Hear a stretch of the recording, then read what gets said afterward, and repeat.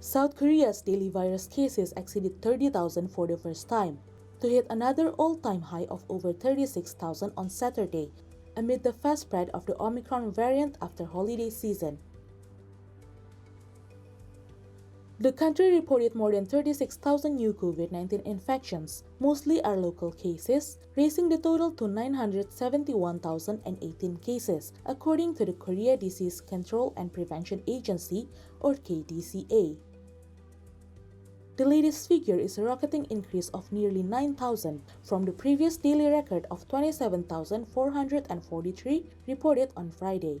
Since the early days of the COVID-19 pandemic, Korea has been offering free polymerase chain reaction, or PCR tests to everyone who needs it at screening centers across the country. But those days are now over.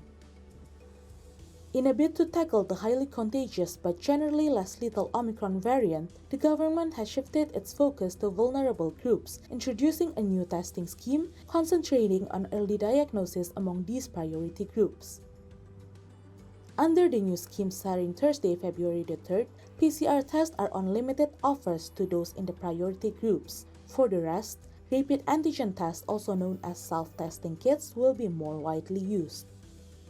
As of Saturday, 27.95 million people, or 54.5% of the country's 52 million population, had received booster shots. The number of fully vaccinated people came to 44.09 million people, accounting for 85.9%. On Friday, South Korea decided to extend the current social distancing curbs for 2 more weeks through February 20th, under which private gatherings of more than 6 people are banned and businesses are subject to a 9 p.m. curfew.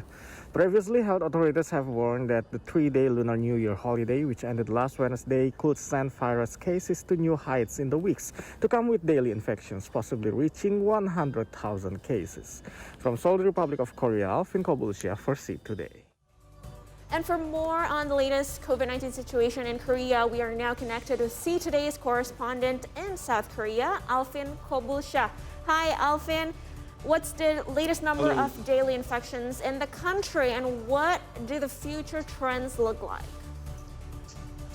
Since yesterday, we reached the number of 36,000 cases, and then this Sunday, the number also reached another record since we are exceeding 38,000 daily cases for the first time since the first pandemics occurred in South Korea back in February 2020.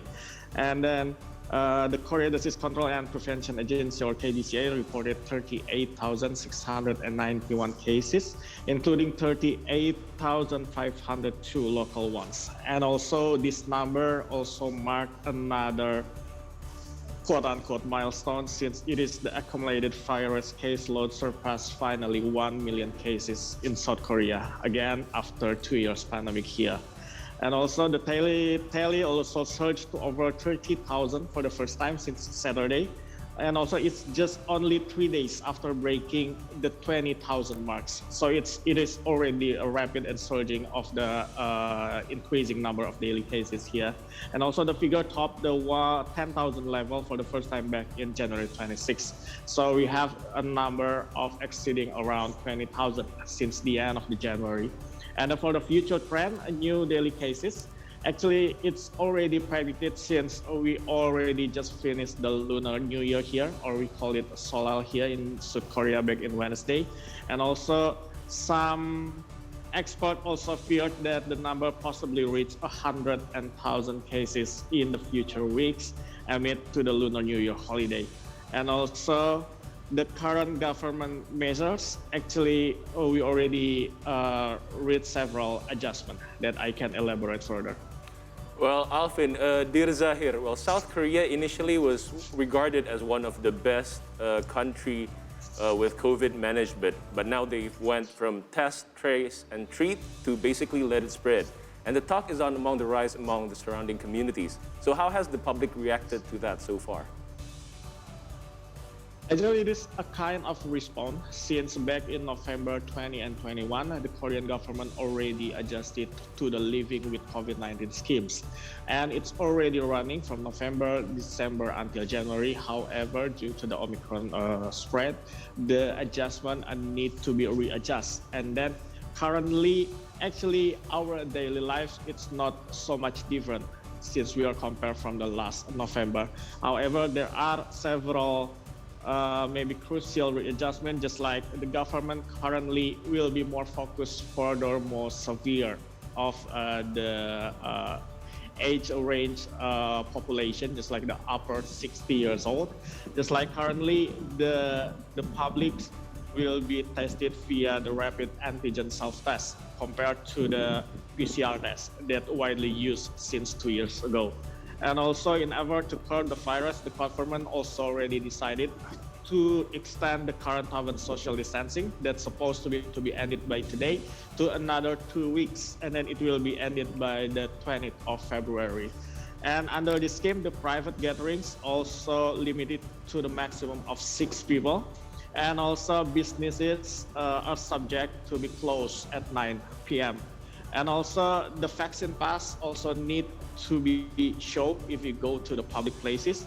It is including restaurant, cafes, sport arenas that we need to show the vaccination pass or the negative test result when entering those facilities. And also the measures also gonna be readjusted started next Monday, since in tomorrow actually the President Moon Jae-in will lead the more updated adjustment and measurement for the current situation in South Korea. Okay, Alvin Ramalandi speaking here. Now, what was the latest advice from the Indonesian Embassy in South Korea itself for our citizens out there? Can you elaborate with us? There is no much changes from the latest announcement. Currently, periodically, the Indonesian Embassy in Seoul always give an update, just like the daily cases, also where the cases mostly happen, which is currently, it is mostly occurred in the Seoul metropolitan areas, including the Seoul and also Gyeonggi province and also Incheon. And then another stuff is the Embassy of Seoul always being cautious to us, just like to restricting our journey to the unnecessary movement, and also just like avoiding public places, and also always try not to be panicked, and also be cautious, and always to warn each other among the Indonesian citizens here. Thank you very much, Alvin Kobulsha, our very own See Today's correspondent in South Korea. Thank you for the info. Stay healthy and stay safe, Alvin.